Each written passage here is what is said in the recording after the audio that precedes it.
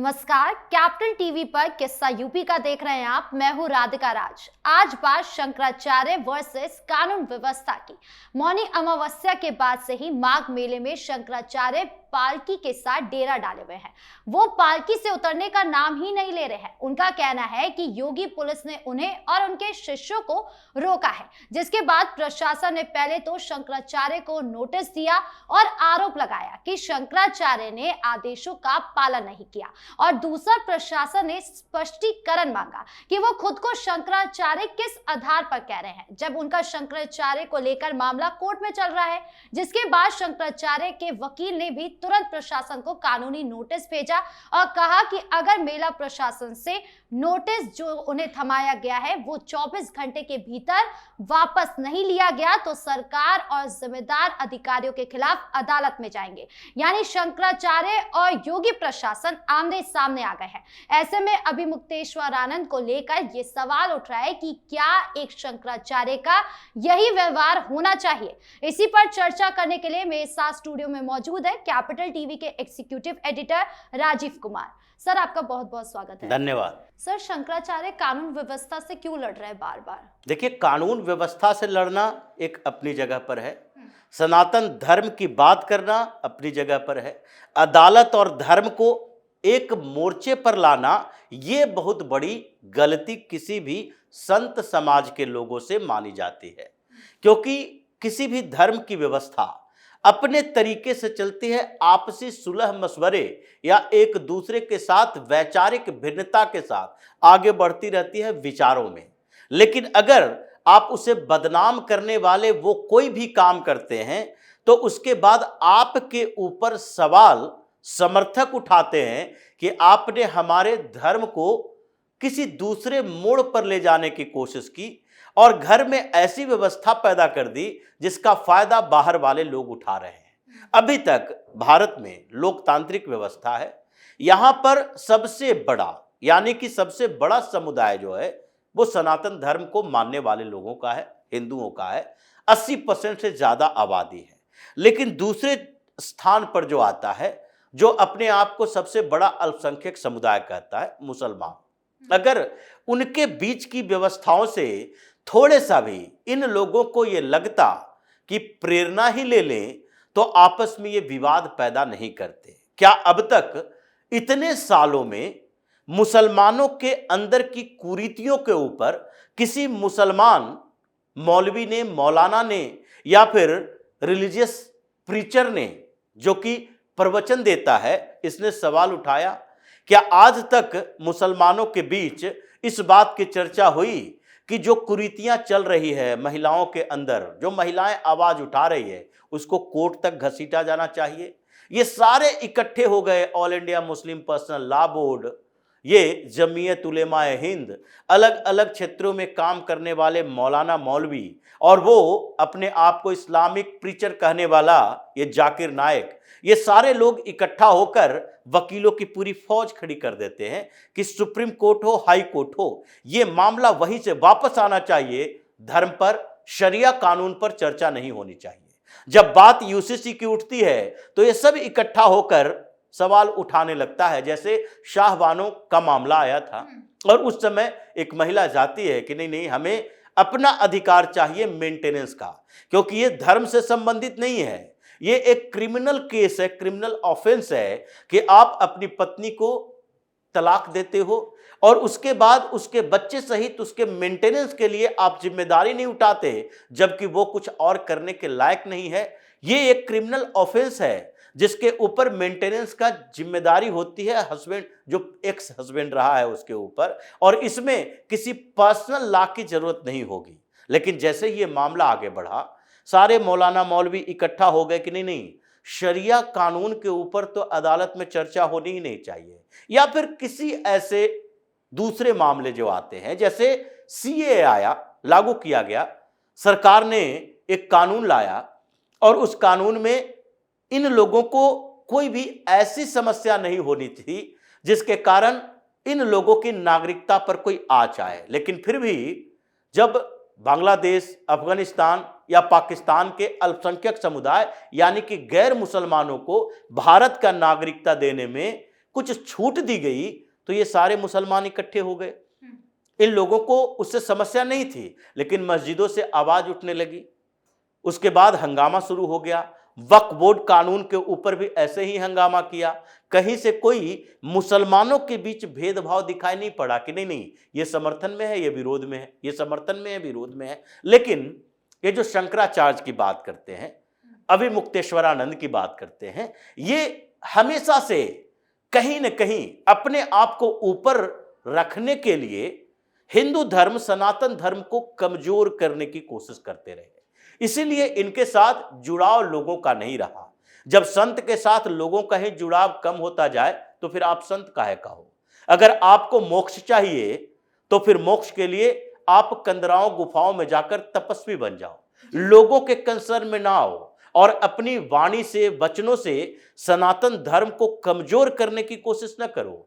यही भव्य राम मंदिर बन रहा था और राम मंदिर के शिलान्यास के लिए जब सारी तैयारियां पूरी है तो ये कुछ पॉलिटिकल बयानों और पॉलिटिकल लोगों के साथ मिलकर इन्होंने एक सवाल उठाया, मंदिर अभी अधूरा है, तो अधूरे मंदिर में कैसे किसी तरीके से शिलान्यास करवाया जा सकता है।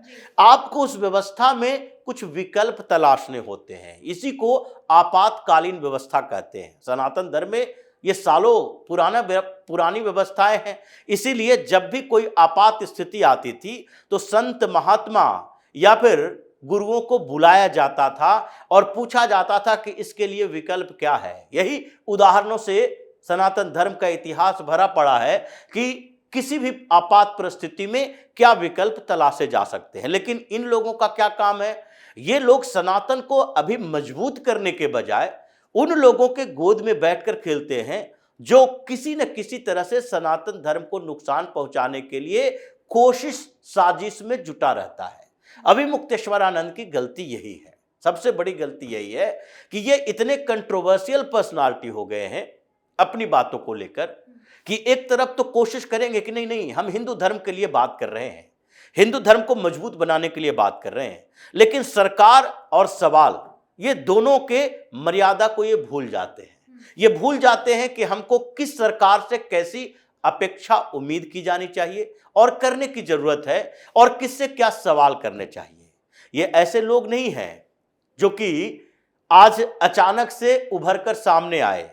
ये 60-70 साल के लोग हैं और ये उस समय भी थे जबकि कांग्रेस की सरकार हुआ करती थी, उस समय भी थे जब उत्तर प्रदेश में गैर भारतीय जनता पार्टी की सरकार हुआ करती थी और ये अपनी सुविधाएं उस समय भी देखते होंगे। जो इन लोगों का सम्मान मिला वो उस समय भी देखते होंगे। एडमिनिस्ट्रेशन में बैठे हुए उन अधिकारियों का बर्ताव देखते होंगे जो लोगों के प्रति है। और आज अगर प्रयागराज में कोई मेला होता है, वो उस समय ये संत महात्मा कहाँ थे जब प्रयागराज को इलाहाबाद कहा जाता था। ये इलाहाबाद कह के आते होंगे कि नहीं नहीं इलाहाबाद जाना है, ये संगम की जगह पर। आज प्रयागराज कहकर जा रहे हैं। शर्म तो इन लोगों को इस बात के लिए आनी चाहिए थी कि हमको किन सरकारों से कैसे सवाल करने हैं। और ये उस बीच के गैप को भूल जाते हैं। ये भूल जाते हैं कि धर्म तभी बेहतर स्थिति में जाएगी जब उसे राज्य का, सत्ता का सहयोग मिले। सत्ता के सामर्थ्य के बिना धर्म कभी बेहतर स्थिति में नहीं पहुंच सकता, मजबूत हो ही नहीं सकता। और चाणक्य ने यही बात को समझा था कि सत्ता का सामर्थ्य जरूरी है। सामर्थ्य नहीं होगा तो मगध जैसे साम्राज्य में जहां नंद वंश का शासन है वो बौद्धों को सहयोग कर रहा है, सनातन धीरे धीरे कमजोर हो रहा है। यह सत्ता का सामर्थ्य ही था कि जब ईसा मसीह अपने 5-7 अनुयायियों के साथ घूमते रहे, लेकिन जैसे ही शासक वर्ग के हाथों में क्रिश्चियनिटी गया, पूरा यूरोप, पूरा अमेरिका, अरब तक क्रिश्चियनिटी फैला और वहां से बढ़ता बढ़ता अफ्रीका तक आज ये इतना बड़ा अलग अलग देशों में सबसे ज्यादा शासक वर्ग वाले ये कम्युनिटी हो गए। ये वही सत्ता का सामर्थ्य है जिसके कारण मोहम्मद साहब के समय में इस्लाम का प्रचार प्रसार इतना नहीं हुआ जितना कि खलीफाओं के दौर में हुआ। अगर भारत पर इस्लामिक आक्रमण नहीं हुआ होता और यहां अगर गुलाम वंश सल्तनत कालीन शासक नहीं हुआ होता, इल्तुतमिश बलबन नहीं हुआ होता, कुतुबुद्दीन ऐबक नहीं हुआ होता, या फिर मुगलों में या अकबर बाबर हुमायूं नहीं हुआ होता, तो क्या भारत के अंदर इतना बड़ा इस्लामीकरण साम्राज्य होता?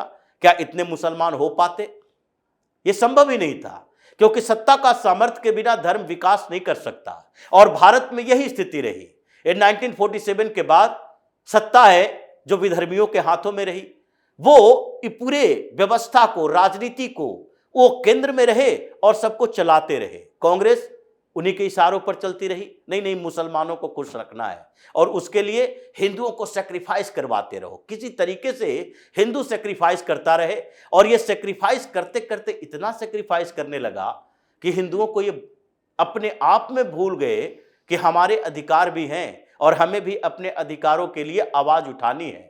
और ये आवाज न उठाने की वजह से धीरे धीरे ये सनातन धर्म धीरे धीरे कमजोर होता गया, जो आज 2014 के बाद जैसे सत्ता का सामर्थ्य मिला है, आज हर जगह पर यह दिखता है। किसी भी स्टेट में आयोजन होता है, धार्मिक आयोजन, तो ये दुनिया में इसकी चर्चा होती है। प्रयागराज में कुंभ का आयोजन हुआ, दुनिया भर में इसकी चर्चा हुई कि व्यवस्थाएं कैसी थी। और उस समय भी ये अविमुक्तेश्वरानंद जैसे लोग ये सवाल पर सवाल उठाए जा रहे थे।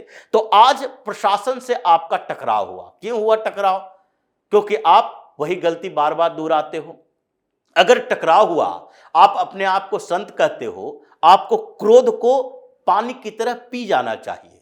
अगर पुलिस से थोड़े टकराव हुआ, कुछ अधिकारी या कुछ पुलिसकर्मी आपकी बातों से नाराज भी हो गए, तो उसे क्षमा करना चाहिए, क्योंकि क्षमा ये सनातन धर्म में संतों के सबसे बड़े परिधान के तौर पर देखा जाता है। लेकिन आपको क्या करना है? टकराव करना है, झगड़ा करना है। क्यों? क्योंकि आपको सवाल उठाना है योगी की सरकार पर, जो कि मुख्यमंत्री आप ही की तरह संत की तरह वस्त्र धारण करके रहते हैं, जो सनातन का परचम लहराए है पूरी दुनिया में। दुनिया भर में इसकी चर्चा होती है कि देखो एक मुख्यमंत्री है जो भारत में हिंदू संत की तरह जीवन यापन करते हैं, मठ में रहते हैं। लेकिन इनको सवाल उसी से उठाना है, इनको सवाल मोदी से उठाना है, क्योंकि वो हिंदुओं का समर्थन कर रहे हैं। इनको सेकुलरिज्म की भाषा बतानी है और फिर सनातन को कमजोर करने के लिए वही भाईचारा की बात करनी है, गंगा जमनी संस्कृति की बात करनी है, और उसके बाद बाबरी मस्जिद के समर्थन में, राम मंदिर के विरोध में बात करनी है। ये सारे वही लोग हैं। तो इसलिए शंकराचार्य का काम, जो आदि गुरु शंकराचार्य थे, जिनके नाम पर इन लोगों के नाम के आगे शंकराचार्य लगता है, वो शंकराचार्य क्या थे? वो केरल से चलता हुआ पूरे भारत को, सनातन को इकट्ठा किए, जोड़े, वो चैलेंज किए उस समय के अलग अलग विचारधाराओं से। वो बौद्ध और जैन विचारधारा जो जिस तरह से धीरे धीरे बढ़ रही थी, सनातन पर सवाल उठ रहे थे, सारे सवालों का जवाब दिया। वो चारों तरफ पीठ बनाए, इसीलिए अलग अलग कोनों में, कि नहीं, सनातन को चारों तरफ से ऐसे जकड़ के रखना है मजबूत स्थिति में कि एक पीठ में बैठे हुए शंकराचार्य अपने क्षेत्र के सनातन धर्म के लोगों के सवालों का जवाब दे, उनके उत्थान में अपनी भूमिका निभाए। लेकिन ये अपने अपने पीठ में बैठ जाते हैं। इनके लिए सारी सुविधाएं दो, मेला का आयोजन होगा, माघ मेला हो, मौनी अमावस्या हो, या फिर प्रयागराज में कोई कुंभ का आयोजन हो, महाकुंभ का आयोजन हो, इन लोगों के लिए एक सुरक्षित जगह चाहिए, रास्ता चाहिए, सुविधाएं सारी चाहिए। और उसके बाद धर्म को आगे बढ़ाने के नाम पर वही अपने मठ में बैठकर धर्म के खिलाफ ही बात करेंगे। तो ऐसे ये पॉलिटिकल संत की अभी जरूरत नहीं है। आप संत हो तो धर्म की सुरक्षा के लिए उसे आगे बढ़ाने में अपनी भूमिका निभाओ, और सरकार जो भूमिका निभा रही है उस सरकार को संरक्षण दो, उस सरकार का विरोध मत करो। क्या आप जानते हो कि अगर ये सरकार बदल गई तो देश का कोई बहुत बड़ा नुकसान होगा या ना होगा, ये तो पता नहीं। विकास की धाराएं अपनी दिशा में चलती रहती है, डेवलपमेंट थोड़े प्रभावित होंगे, डेवलपमेंट अपनी गति से, उसकी अपनी गति है, उसकी रफ्तार थोड़ा बढ़ाया जा सकता है या थोड़ा कमजोर किया जा सकता है, लेकिन नुकसान जिसका होना है वो है हिंदू समाज। क्योंकि अभी तक सरकारें जितनी भी रही, हिंदू समाज के लिए सोचने वाले, सनातन को एक संबल देने वाली सरकारें नहीं रही। आज लोगों के दिमाग में ये इच्छा है, महत्वाकांक्षा है कि ये सरकार हमारे साथ खड़ी है, हमारे अधिकारों के लिए खड़ी है, और उन लोगों को जवाब देने के लिए खड़ी है जो हमारे खिलाफ मोर्चा खोलकर बैठे थे, कन्वर्जन करवाते थे, लव जिहाद करवाते थे, और हमें समझ नहीं आता था कि कैसे हम धीरे धीरे नीचे जा रहे हैं। वो सरकार उसको संबल दे रही है, शक्ति दे रही है, और उसी सरकार से लड़ने के लिए चले गए। तो आपको संत बन के रहना है, सनातन धर्म का एक बड़ा पुरोधा बन के रहना है, स्तंभ बन के रहना है, या अपनी सुविधाओं के लिए सनातन के खिलाफ ही जाना है, ये तो अभिमुक्तेश्वरानंद को तय करना पड़ेगा। जी, इस मुद्दे पर जानकारी देने के लिए आपका बहुत बहुत धन्यवाद। धन्यवाद। तो कुल मिलाकर मेला प्रशासन का नोटिस कोई पर्सनल अटैक नहीं बल्कि कानून का पालन है। वो सिर्फ स्पष्टीकरण मांग रहे थे कि सुप्रीम कोर्ट की रोक के बावजूद शंकराचार्य टाइटल का इस्तेमाल क्यों कर रहे हैं। इसके जवाब में स्वामी ने धरना किया, अल्टीमेटम दिया और काउंटर नोटिस देकर सिचुएशन को राजनीतिक बना दिया। और इसलिए लोगों का मानना है कि अगर वो सच में आस्था और परंपरा के पक्षधर हैं तो उन्हें सुप्रीम कोर्ट के फैसले का इंतजार करना चाहिए था। धरने पर बैठकर मुख्यमंत्री से माफी मंगवाना या पालकी से उतरने से इनकार करना, ये केवल मामले को बढ़ावा देना है। हालांकि कानून सबके लिए बराबर है, चाहे कोई कितना भी बड़ा संत क्यों ना हो, ये योगी सरकार ने साफ कर दिया है। तो इस खास शो में इतना ही। कैसा लगा वीडियो कमेंट बॉक्स में जरूर बताएं। वीडियो को लाइक करें, शेयर करें और चैनल को सब्सक्राइब करना ना भूलें। धन्यवाद।